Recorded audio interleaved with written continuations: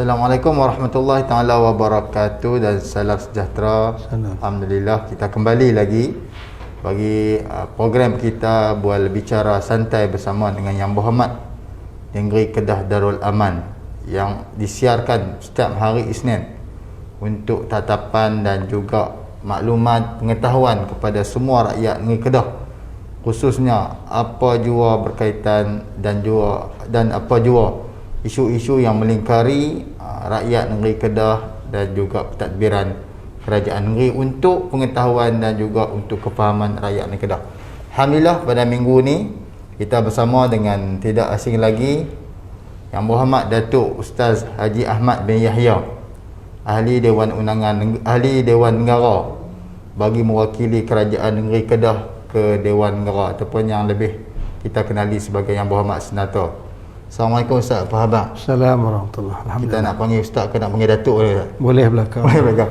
Pertama mana kita nak ucap tahniah lah kepada Yang Berhormat Ustaz Datuk di atas penganugerahan darjah Terima kasih. besaran oleh ke bawah Duli Yang Maha Mulia Tuanku Sultan Kedah dan mendapat gelaran Datuk Ustaz, no? Menjunjung kasih. Menjunjung kasih, alhamdulillah Ustaz.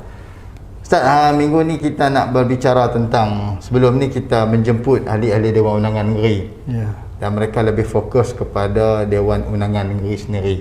Dan skopnya tu agak lebih kecil. Tapi kali ini Ustaz sebagai ahli Dewan Negara, senator yang mewakili negeri Kedah. Jadi Ustaz, dan sebelum ni Ustaz merupakan adun. Kali ini Ustaz Dewan Negara. Jadi Ustaz melihat bagaimana dua skop perbezaan ni dalam memberi kebajikan kepada rakyat. Assalamualaikum warahmatullahi wabarakatuh. Al-Fadhil Ustaz Hanifi, para penonton yang dikasihi sekalian. Pertamanya saya ucap banyak terima kasih atas ruang kesempatan yang diberi untuk kita sembang-sembang pada malam ini. Dan satu soalan yang dikemukakan pada saya tadi ialah berkaitan dengan bezalah waktu duduk sebagai adun dengan waktu menjadi ahli Dewan Negara. Saya melihat di mana-mana kedudukan pun, kalau kita bercakap JPKK dalam ruang lingkup kampung, seorang penghulu dalam ruang lingkup mukim, seorang adun dalam ruang lingkup dun, seorang ahli parlimen dalam ruang lingkup parlimen. Saya ahli Dewan Negara yang mewakili negeri Kedah, sudah tentu dalam ruang lingkup negeri. Semua ini adalah kita menyahut apa yang disebut oleh Nabi sallallahu alaihi wasallam. Khairun nas, sebaik-baik manusia, anfa'uhum linnas. Sebaik-baik manusia ialah orang yang boleh memberi manfaat kepada manusia yang lain. Jadi semua yang kita senaraikan tadi dengan perjawatan yang berbagai, ruang lingkup tugas yang berbagai, tetapi tujuan dan matlamatnya satu, iaitu untuk kita mengimarahkan muka bumi Allah Subhanahu wa taala. Sebab kita ni ada tiga tugas besar. Pertama, tugas sebagai seorang hamba, hamba Allah kita semua ni. Yang kedua, tugas kita sebagai khalifatullah, khalifah Allah di bumi. Dan yang ketiga, tugas kita ialah sebagai pengimarah muka bumi. Jadi imarah ni selalu kita duk dengar untuk masjid. Imarah masjid ni ada tiga. Satu, bangun, bina masjid, hias, bagi cantik, bagi selesa, tu satu.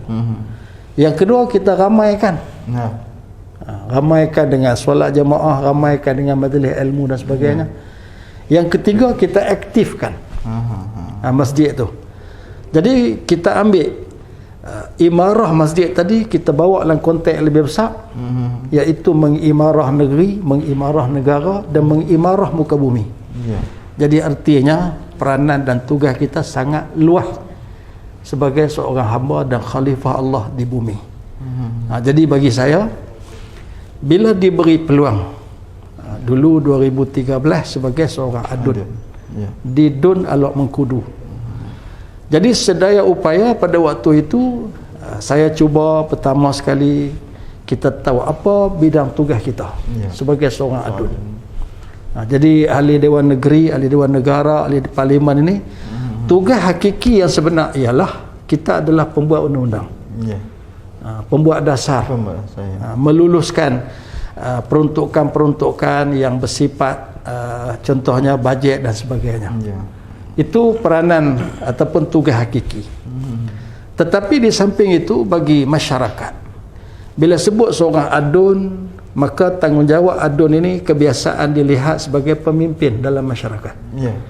Maka masyarakat ni dia mengharapkan kalau sekiranya dia ada masalah, pemimpinlah tolong selesai. Kalau sekiranya dia ada kesusahan, pemimpinlah tolong ringankan. Kalau dia ada kebuntuan, dia harap pemimpinlah tolong rongkaikan.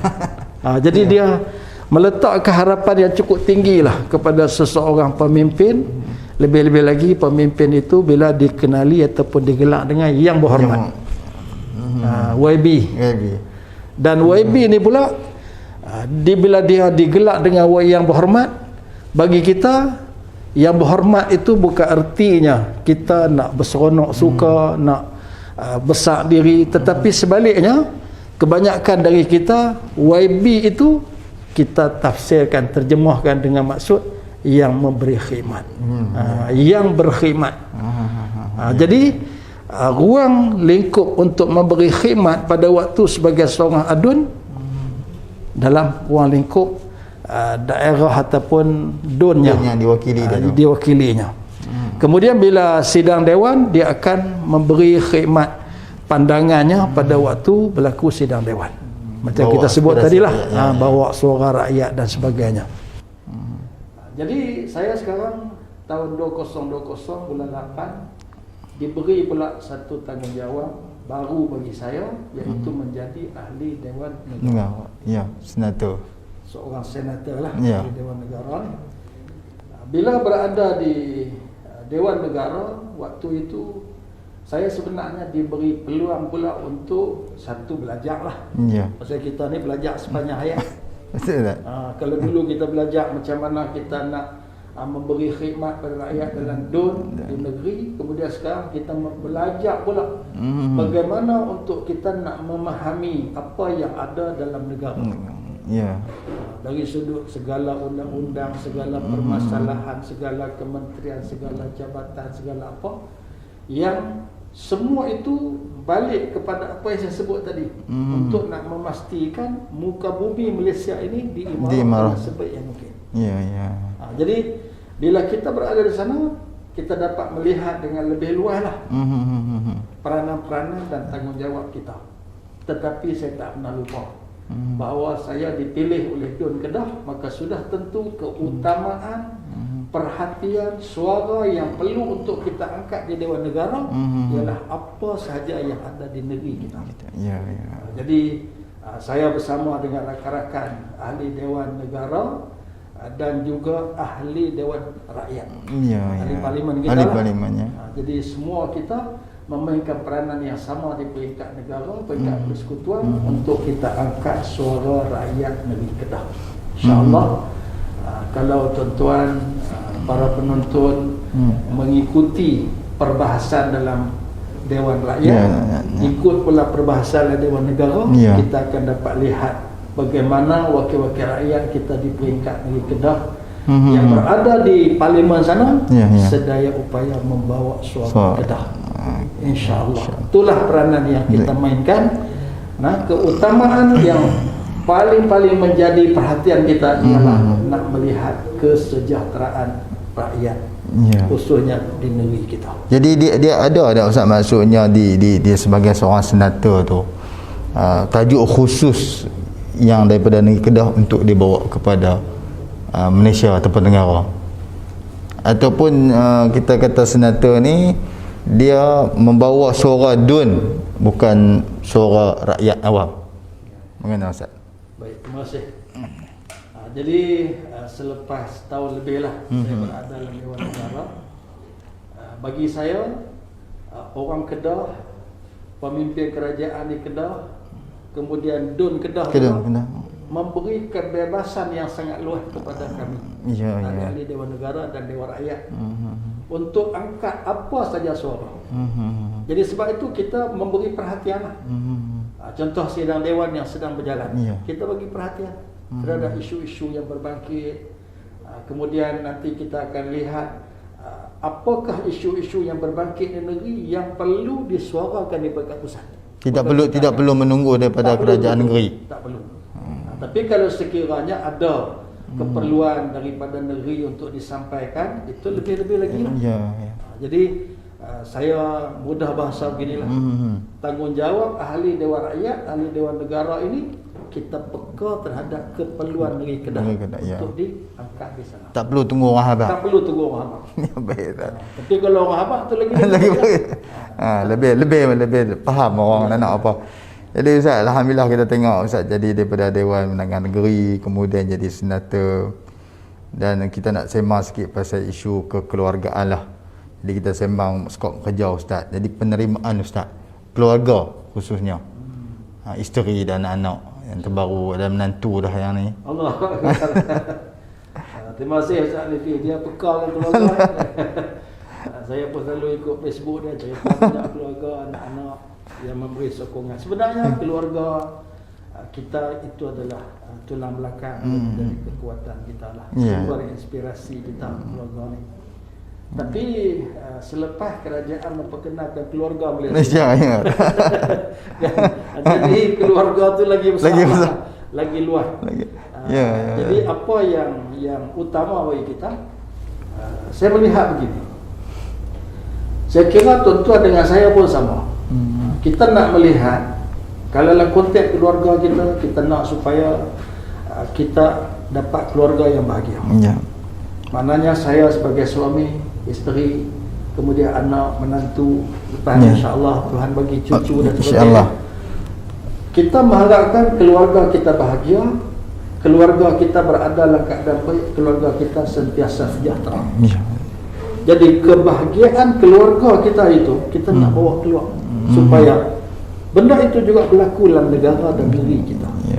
Jadi biar negeri kita, negara kita ini, keluarga Malaysia ni juga berada dalam keadaan bahagia. Jadi yang inilah benda yang kita cuba. Walaupun sebenarnya bila kita bercakap dalam soal keluarga, pembentukan keluarga, pembangunan keluarga, bukan suatu benda yang mudah. Komitmen seorang suami, tanggungjawab seorang isteri, kemudian anak-anak, semuanya ada peranan masing-masing. Demikian dalam sebuah keluarga Malaysia. Juga masing-masing ada peranan yang perlu untuk dimainkan bersama. Jadi maksudnya Ustaz menerima sokongan yang jitu daripada keluarga. Alhamdulillah. Kita mengharapkan keluarga Malaysia tu menjadi satu keluarga yang bukan sekadar atas kertas ya Ustaz, maksudnya diterjemahkan dengan penuh kebahagiaan. Dan sikit nak sentuh Ustaz, bila sebut keluarga Malaysia ni CSA mangkang dengan kerajaan ni, bila sebut keluarga ni Ustaz, apakah CSA itu nak diterjemahkan sebagai keluarga yang bahagia, pembentukan keluarga bahagia?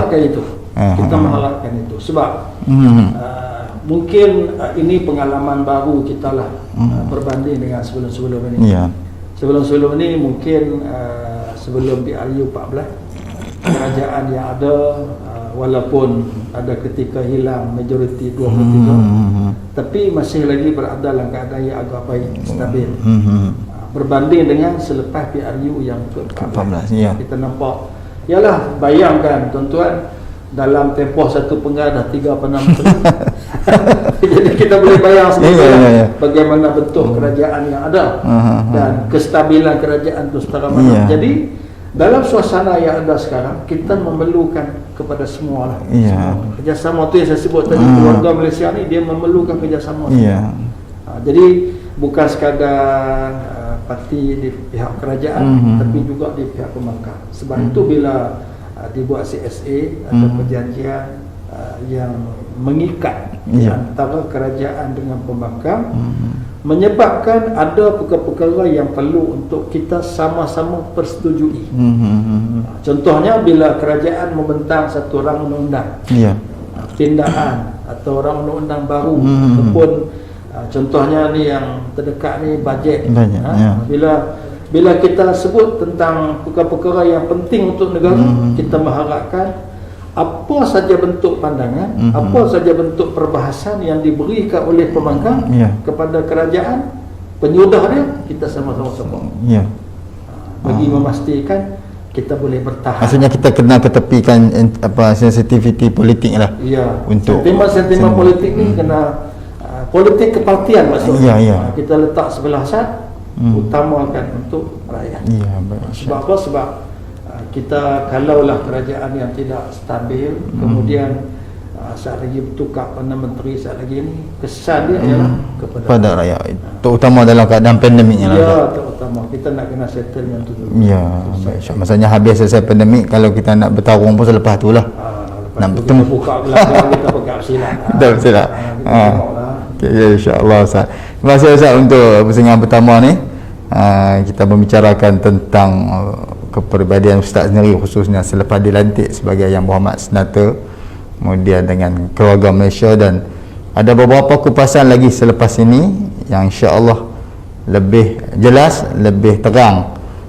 Kita akan minta Yang Berhormat Senator untuk menjelaskan kepada kita semua. Jadi para penonton jangan ke mana-mana, kita kembali selepas ini.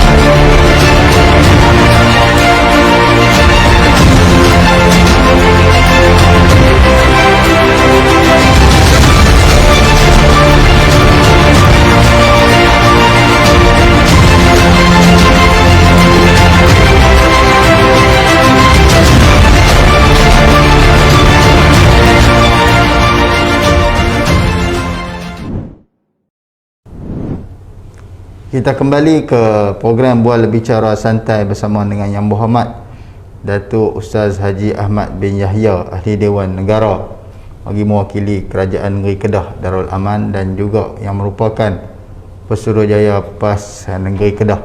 Jadi sebentar tadi Ustaz kita sembang pasal politik, isu keluarga dan isu skop kerja, dan Ustaz merupakan salah seorang pendidik, dan kita tengok ramai wakil rakyat PAS ni Ustaz semua lepasan pendidik, sama ada dia mantan guru ataupun dia lebih cerita dia sama ada guru sekolah kerajaan ke sekolah swasta, dia adalah guru dan juga pendidik.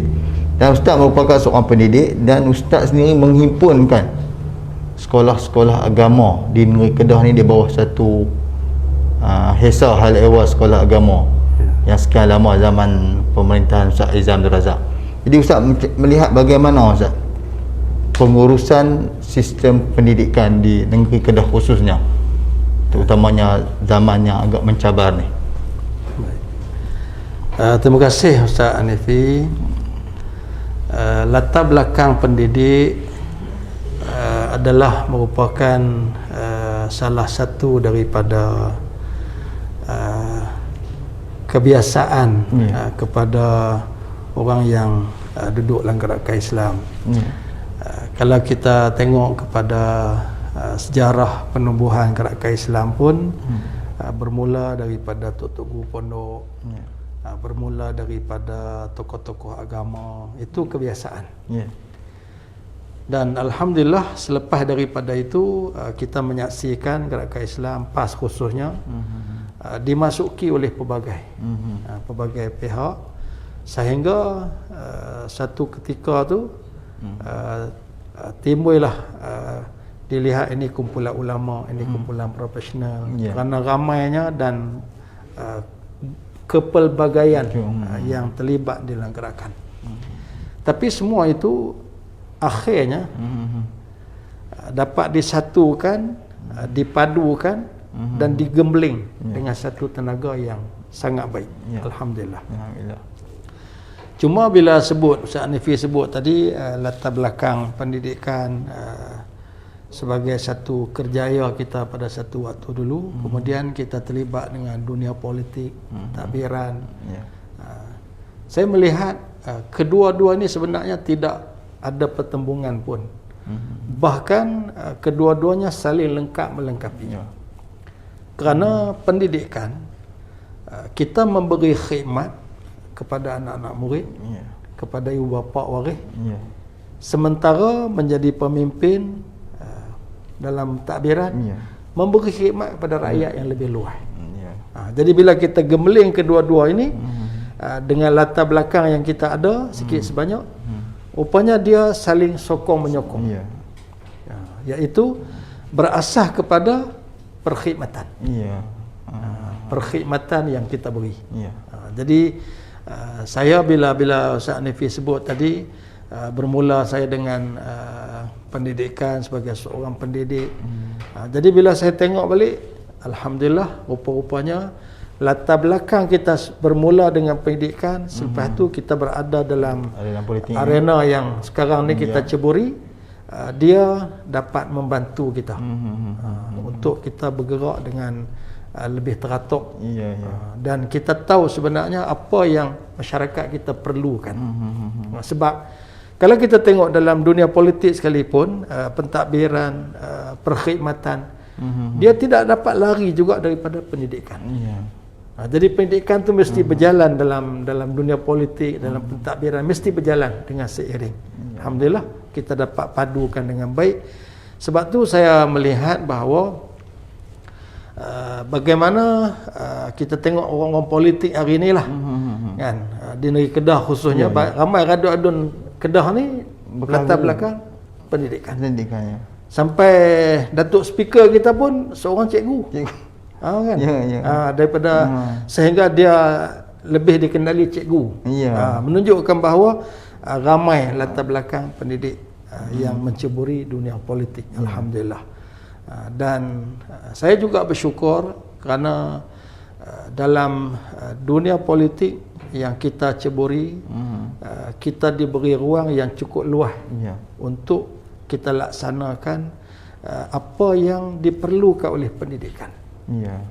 Jadi kalau kita bercakap tentang pendidikan, kita kalau di Kedah ini, di bawah Kementerian Jabatan Pendidikan, dia adalah sudah teratur sekolahnya, pengurusan pendidikannya. Tetapi yang agak kurang teratur ialah dari sudut pendidikan-pendidikan yang dulunya diistilahkan oleh almarhum Ustaz Izan sebagai pendidikan janaan rakyat. Institusi pendidikan janaan rakyat. Yang disebut sebagai sekolah swasta, sekolah agama swasta, sekolah agama rakyat, sekolah agama persendirian. Pada waktu itu istilah. Jadi bila saya duduk dalam jamaah, dalam parti bersama dengan rakan-rakan, kita melihat bahawa satu keperluan untuk kita adakan pada ketika itu ialah gabungan. Kerana macam saya kata tadi, dari sudut pengurusan pentadbiran ni jadi masing-masing. Tidak ada pengendalian yang teratur dan tersusun. Jadi di zaman almarhum Ustaz Azizan tahun 2008, bila almarhum Ustaz menjadi Yang Amat Berhormat Mufti Besar, dia cetuskan kepada kita bahawa keperluan diwujudkan gabungan yang dapat menguatkan di antara satu sama lain. Jadi alhamdulillah akhirnya kita mewujudkan apa yang dikenali sebagai pertubuhan hal ehwal sekolah agama negeri Kedah.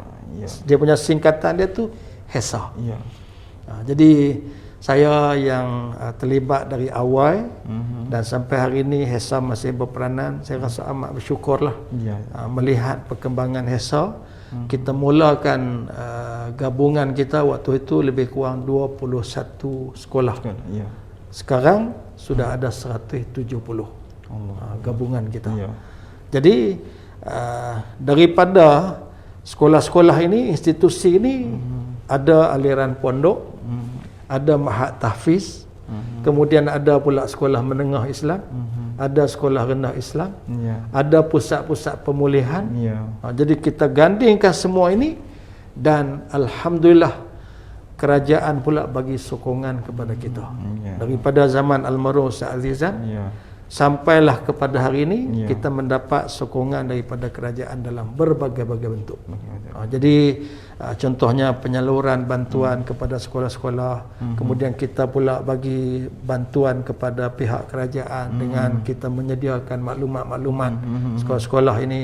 Kemudian kita usaha sekarang ini untuk mendaftar pula. Daftar sekolah-sekolah ini, mana-mana yang belum daftar. Dan apa masalah-masalah dari sudut pendaftaran yang dihadapi oleh sekolah, pondok sebagainya. Kita pemudah cara. Pemudah cara. Jadi sekurang-kurang kita memainkan peranan satu untuk kita satukan.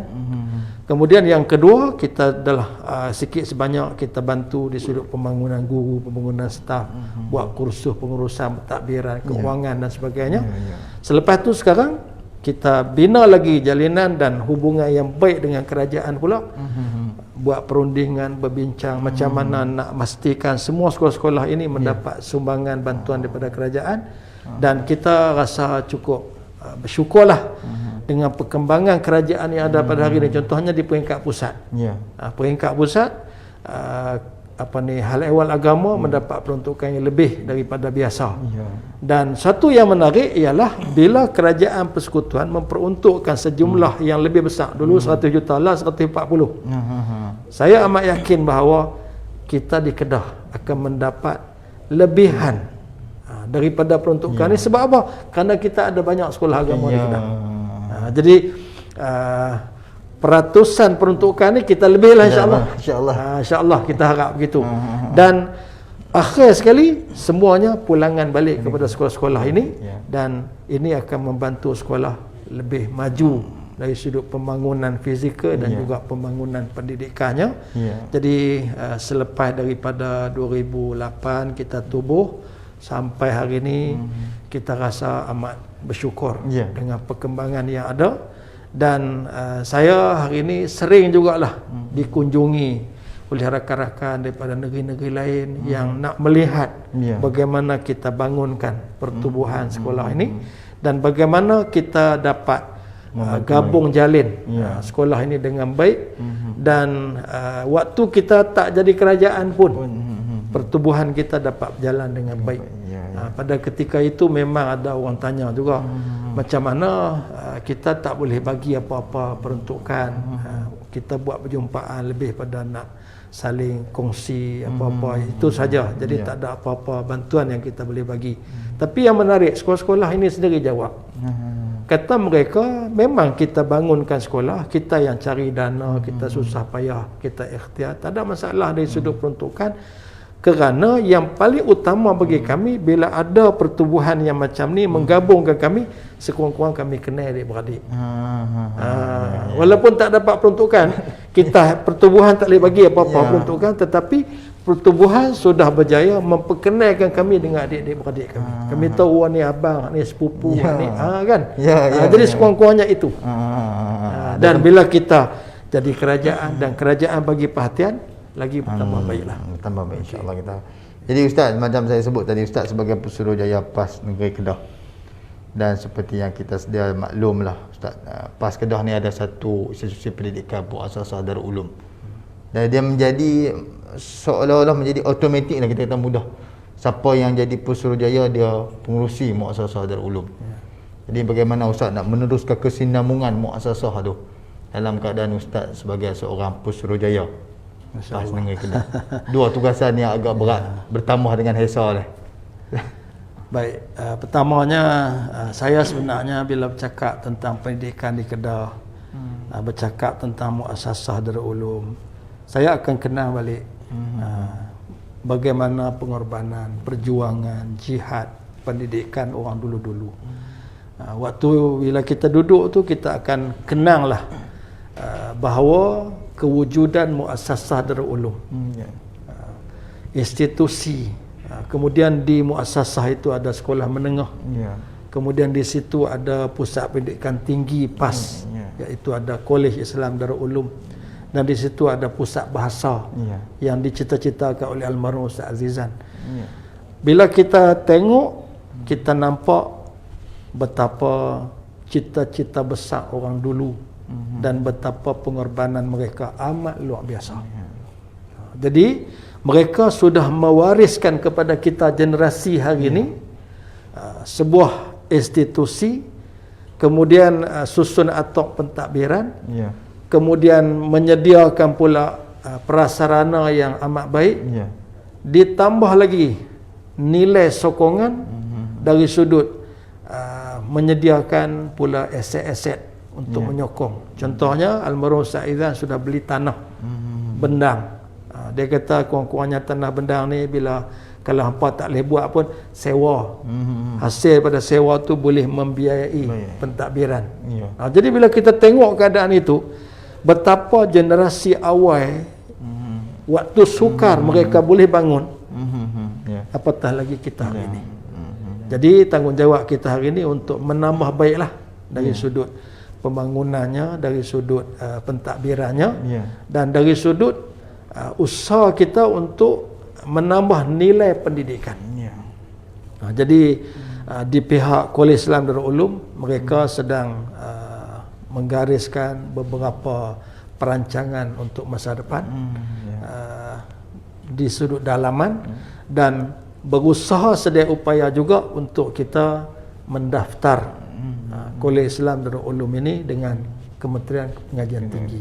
Jadi saya mengharapkanlah supaya apa yang diusahakan itu berjaya, dan usaha ini kalau sekiranya berjaya, kita mengira akan ada satu perkembangan baru kepada Kolej Islam Darul Ulum. Yang Kolej Islam Darul Ulum ni bukan bersendirian sebenarnya. Dia juga ada rakan-rakan. Di Terengganu ada Kudeki, kemudian di Kuala Lumpur ada Kuizem. Jadi ini 3 institusi pendidikan tinggi PAS yang sudah wujud sebelum daripada PAS berada di dalam kerajaan macam hari ini. Jadi kalaulah masyarakat luar melihat betapa kesungguhan PAS di dalam dunia pendidikan ini, masyarakat akan dapat membuat penilaian dah. Boleh menilai betapa sebenarnya PAS walaupun waktu tidak jadi kerajaan, tetapi sudah berperanan dengan peranan yang amat besar dari sudut perjuangan pendidikan. Ini kita tengok maksudnya dalam PAS ni daripada pasti ya Ustaz. Alhamdulillah. Bahkan pasti ni bukan sekadar ahli kita, ahli PASnya orang luar pun masuk. Bukan setakat Islam, bukan Islam pun kata daftar. Jadi kita tengok di sudut pendidikan ni PAS, semua orang akui keyakinan mereka kepada PAS. Jadi macam mana Ustaz nak yakinkan mereka politik pun PAS boleh pergi ke depan. Bukan cakap pendidikan. Kalau Allah dah boleh percaya kat pasti, yang kena percaya kat PAS macam mana tak tahu. Tak apa, kita ambil sikit lagi masa, sikit lagi masa kan. Tapi saya melihat sekarang PAS sudah berada di arus perdana. Sudah sebahagian kerajaan pusat, sudah menjadi ketua di 3 negeri. Jadi apa yang kita ada sudah tentu akan menjadi kayu ukur kepada rakyat menilai setara mana prestasi yang PAS mampu lonjakkan. Dan setakat hari ini Kelantan sudah 31 tahun PAS buktikan sebuah kerajaan yang bersih. Tidak ada sebarang salah laku dari sudut kesalahan rasuah dan sebagainya. Dan terbukti juga kita di Kedah, bila rakyat dapat melihat sendiri bagaimana kesungguhan yang amat berhormat kita Puteri Besar Tok Seri MB, kemudian esko-esko kepimpinan negeri, jadi gabung jalin yang berjaya dibina di peringkat kerajaan, peringkat pegawai kerajaan, berjaya memberi satu lonjakan yang amat baik kepada negeri Kedah. Jadi cita-cita nak sampai kepada 2035 sebagai sebuah negeri yang kita berdiri sama tinggi, duduk sama rendah dengan negeri-negeri yang lain itu, saya ingat insya-Allah cita-cita itu akan dapat dicapai. Pendidikan sudah dipercayai, hanya tinggal sikit lagi bagaimana politik PAS untuk masuk. Sudah diterima. Sudah diterima dah Ustaz. Cuma kita mengharapkan lebih besar penerimaan dan sokongan daripada rakyat. InsyaAllah. Terima kasih Ustaz untuk pusingan kedua ni. Kita kembali kepada pusingan ketiga dengan soalan yang lebih panas, khususnya isu-isu nasional. Jadi anda jangan ke mana-mana. Kita jumpa sebentar lagi. InsyaAllah. Langkah demi langkah bagai penyusun mata, matang dan berhemat, marah petunjuk kita diuji ditombak dengan tetap memarah, merungkai keusutan, tawarkan penyelesaian. Terima kasih dapat semua ada bagi barang semua. Terima kasih semua. Kasih kerjaan Malaysia, Kedah. Terima kasih kak. Ini parti-parti PAS ini kita tolong bagi keperluan barangan harian apa? Banyak terima kasih. Kestabilan akar dan tunjangnya, keharmonian. Kita kembali ke program Bual Bicara YB, bicara santai bersama dengan Pesuruhjaya PAS Negeri Kedah yang juga merupakan ahli Dewan Undangan, ahli Dewan Negara mewakili Negeri Kedah. Dan pelbagai perkara, pelbagai topik telah kita bincang, telah kita terangkan ataupun telah kita bualkan, daripada isu ruang kerja sebagai Dewan Negara, suara rakyat, pendidikan, dan kita berada di penghujung rancangan dan kita nak tanya Ustaz beberapa isu, khususnya isu nasional yang sedang hangat diperkatakan, khususnya sekarang ni Nun di sana jauh berlaku PRN Melaka. Ustaz, PAS diserang ni seolah-olah PAS petani 28 kerusi padahal petani 8 saja, tapi diserang kiri dan kanan, atas dan bawah, seolah-olah PAS lah punca kepada PRN dan PAS lah pencatur segala-galanya. Jadi apa pandangan Ustaz tentang apa yang berlaku di PRN Melaka yang akan memberi kesan kepada politik negara khususnya? Terima kasih Ustaz Hanifi. Dia bila orang bercakap tentang PAS, artinya macam saya sebut tadilah, Ya. ini membuktikan bahawa PAS sudah berada di arus perdana. Ya. Macam Datuk Tuan Ibrahim selalu sebut, bila orang kata kita di belakang, makna kita sudah di depan. Ya. Jadi ini realiti. Ya. Jadi orang sekarang sudah bercakap tentang PAS sampai ke Melaka, walaupun PAS tidak ada logo pun dalam tandingan. Kita bersama dengan Perikatan Nasional, tetapi serangan-serangan pada PAS amat hebat. Ya. Dari sudut negatifnya sudah tentulah kita nak kena tangkis, nak kena hadapi. Tapi saya suka melihat dari sudut positif. Positifnya, ini akan mempromosi PAS. Sehingga ramai pihak sudah tentu akan melihat, PAS ni ada apa yang orang duk serang sangat ni? Ya. Kan? Jadi ada apa kepada PAS? Jadi insya-Allah rakyat akan lebih mengenali PAS. Bahkan kalau kita baca sejarah zaman Nabi pun, ada zaman, ada ketika yang Nabi menerima tekanan, serangan yang amat luar biasa. Ya. Di pihak musuh mungkin melihat dengan serangan ini akan melemahkan. Ya. Ya, satu sudut, ya. Ya. Tetapi atas pengalaman yang ada kepada PAS hari ini pun 70 tahun dah. Ya. Dan kita ibaratkan PAS ini satu pokok yang tumbuh di tengah padang pasir, kering kontang, angin ribut taufan, panas terik. Ya. Tapi dia boleh tumbuh.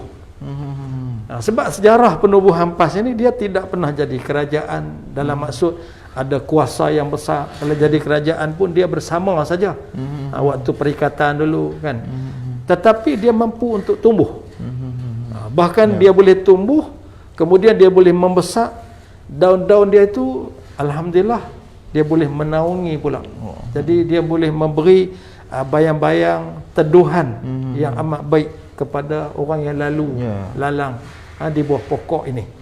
Dan bila dia boleh tumbuh dalam keadaan yang tak cukup air, dalam keadaan tak ada baja yang baik, dalam keadaan yang panas terik, ribut taufan, maka tumbuhan ini insya-Allah dia akan kukuh.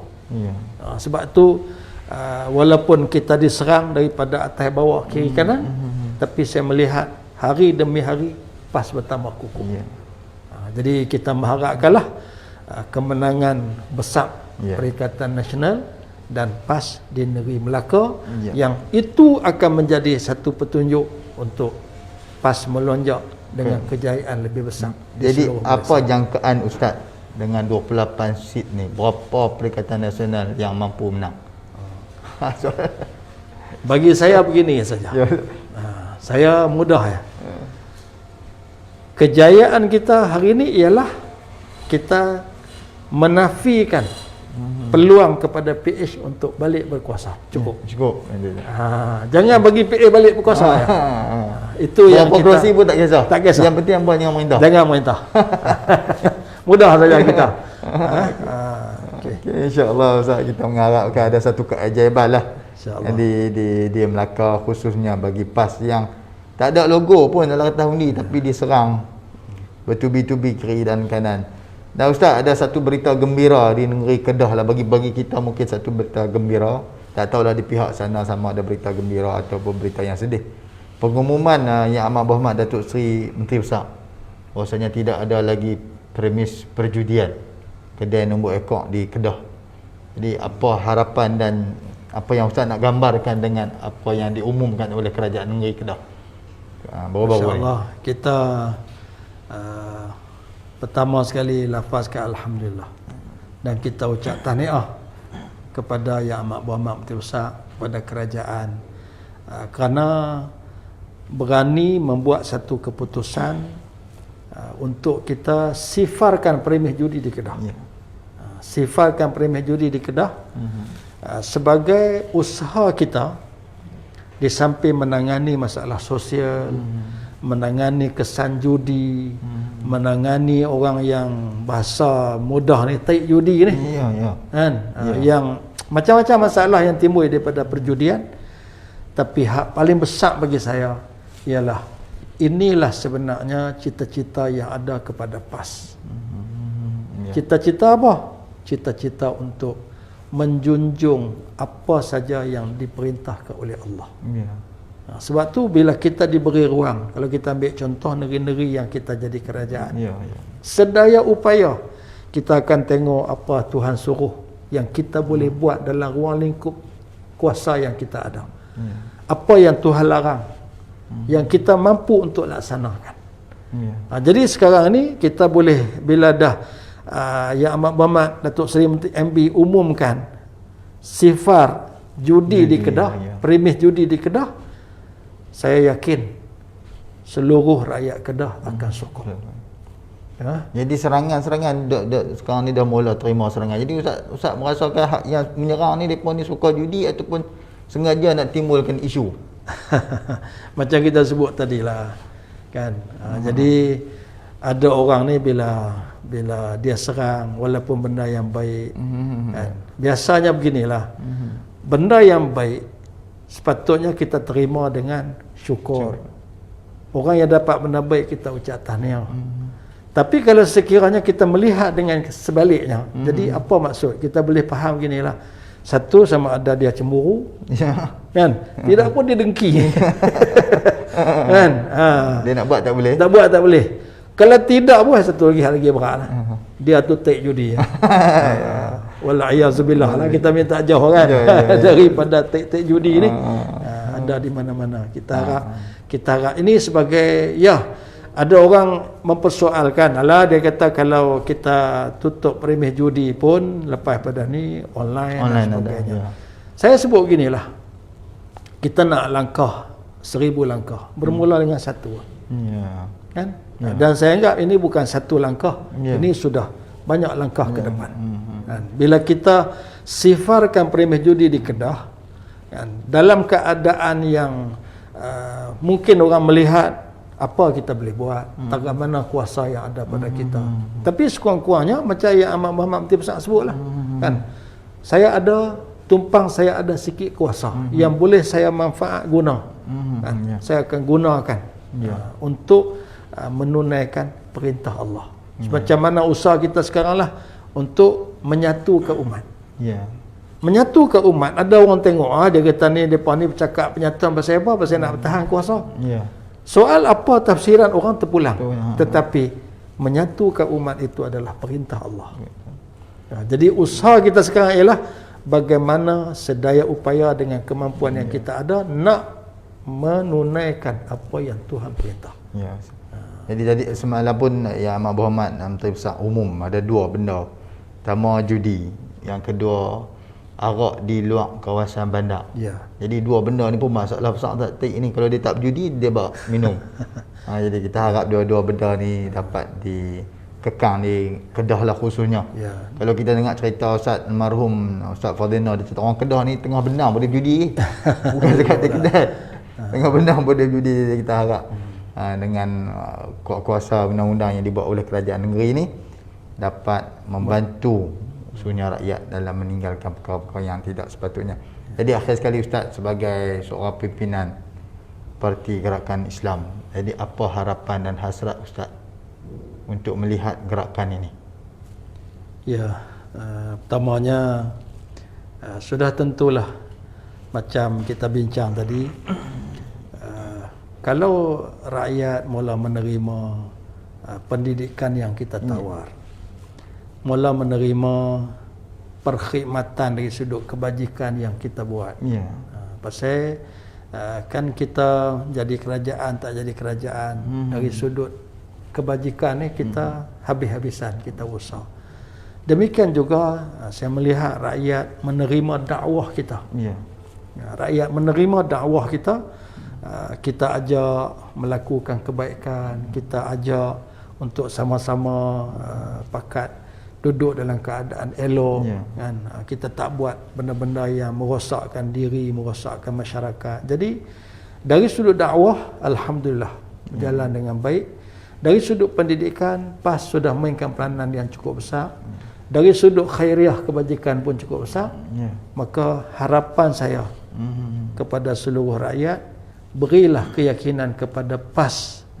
Sekarang pun dah bagi, tapi kita mengharapkan supaya sokongan itu lebih besar, beri kepada kita untuk kita buat lebih baik dari sudut politik. InsyaAllah. Sebab politik ini amat penting. Kerana politiklah yang akan menentukan hala tuju masa depan, dan politiklah yang akan menentukan juga pengamalan kita dalam kehidupan. Jadi ada orang bagi dia kalau dia boleh pergi masjid tu sudah cukup dah. Tak terlibat politik pun tak apa. Jangan main-main. Kalau sekiranya kuasa politik itu hilang, masjid boleh berubah menjadi muzium. Seperti di Turki. Seperti di Turki. Di zaman Mustafa Kamal Atatürk, masjid berubah menjadi muzium. Ini kalau sekiranya kita mengabaikan tanggungjawab dan kita mengabaikan peranan politik pentadbiran. Sebab tu kuasa politik mesti berada di dalam tangan umat Islam. Dan umat Islam bertanggungjawab pula memberi keadilan kepada semua. Kerana kita faham keluarga Malaysia dari berbagai-bagai latar, bangsa, agama. Kita kena bagi keadilan pada semua. Dan saya amat yakin dari sudut keadilan ini hanya Islam yang mampu untuk beri. Jadi berilah peluang kepada Islam untuk Islam memberikan khidmat yang terbaik dan memberikan urus tadbir yang terbaik kepada negeri dan negara ini, insya-Allah. Sebenarnya ada banyak benda Ustaz kita nak bincang. Saya rasa masa 1 jam ni dengan Yang Berhormat Ustaz Datuk Ahmad Yahya ni sangat-sangat singkat. Dan saya lebih seronok bersama dengan Ustaz ni. Bukan sekat hari ni tuan-tuan, saya bersama dengan beliau waktu di pejabat Setiausaha Muassasah Darul Ulum. Sampai hari ni bermusafir bersama ke Brunei, ke Thailand, dan hari ni alhamdulillah dapat bersama berbual bicara. Jadi sebelum kita tutup bual bicara kita pada minggu ni, hasrat Ustaz sepanjang sidang DUN Kedah ni, nak minta sikit Ustaz hasrat dan apa yang Ustaz harapkan daripada ahli-ahli dewan untuk sidang kali ni, untuk kebajikan pada rakyat Ustaz. Saya bila melihat pembentangan bajet oleh Yang Amat Berhormat Menteri Besar, kemudian beberapa pengumuman yang dibuat dalam pembentangan bajet, sebenarnya saya rasa cukup gembira, dan saya yakin rakyat juga gembira melihat bagaimana pembentangan bajet yang banyak perkara yang memberi pulangan kepada rakyat. Jadi harapan saya kepada sidang DUN yang sedang berjalan, adun kita, supaya tingkatkan perkhidmatan kita, supaya kita lebih cakna kepada apa yang diperlukan oleh rakyat, dan kita amat yakin insya-Allah rakyat akan memberi penilaian yang terbaik kepada kerajaan yang ada pada hari ini. InsyaAllah. Terima kasih kepada Yang Berhormat Datuk Ustaz Haji Ahmad bin Yahya, Pesuruhjaya PAS Negeri Kedah, yang juga merupakan ahli Dewan Negara yang mewakili kerajaan negeri Kedah dan rakyat negeri Kedah di Dewan Negara, membawa pelbagai isu, membawa pelbagai suara, harapan dan hasrat rakyat negeri Kedah untuk dibincangkan di peringkat yang lebih atas. Jadi saya ucapkan lagi Ustaz terima kasih di atas kesudian Ustaz, kesibukan Ustaz, masa yang padat dapat bersama dengan kita untuk menjawab, menerangkan, menjelaskan beberapa perkara untuk perhatian dan pengetahuan rakyat semua. Dan saya ucapkan terima kasih sekali lagi juga kepada para penonton yang sentiasa mengikuti program Bual Bicara YB, insya-Allah yang disiarkan pada setiap hari Isnin 9 malam.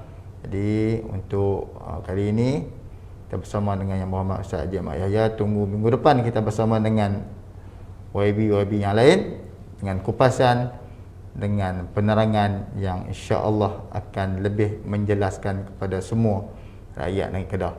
Dengan itu, wabillahi taufiq wa hidayah. Assalamualaikum warahmatullahi taala wabarakatuh, dan jumpa lagi Insya-Allah.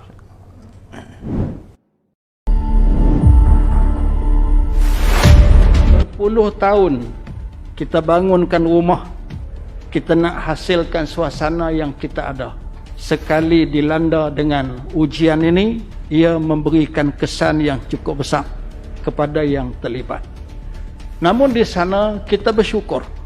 Di sebalik ujian, sebalik musibah ada rahmat. Rahmatnya ialah apabila kita menyaksikan keprihatinan semua pihak.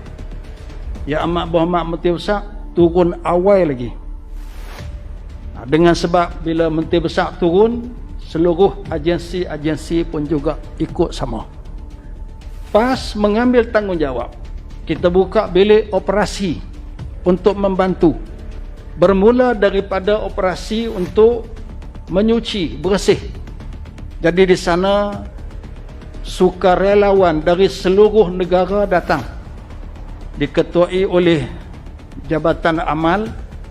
Kita senaraikan yang mendaftar di bilik-bilik operasi kita, sukarelawan seluruh negara, termasuk dari negeri Kedah, lingkungan 3,000 orang. Banyak NGO-NGO dari seluruh negara datang membantu, membawa berbagai-bagai barang sumbangan. Dan hasil daripada sumbangan ini kita urus.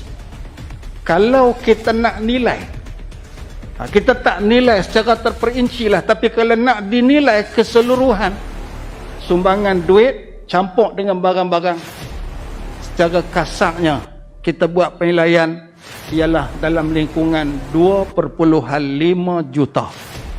Ini yang diuruskan oleh PAS, bukan kerajaan. Ini diuruskan oleh parti.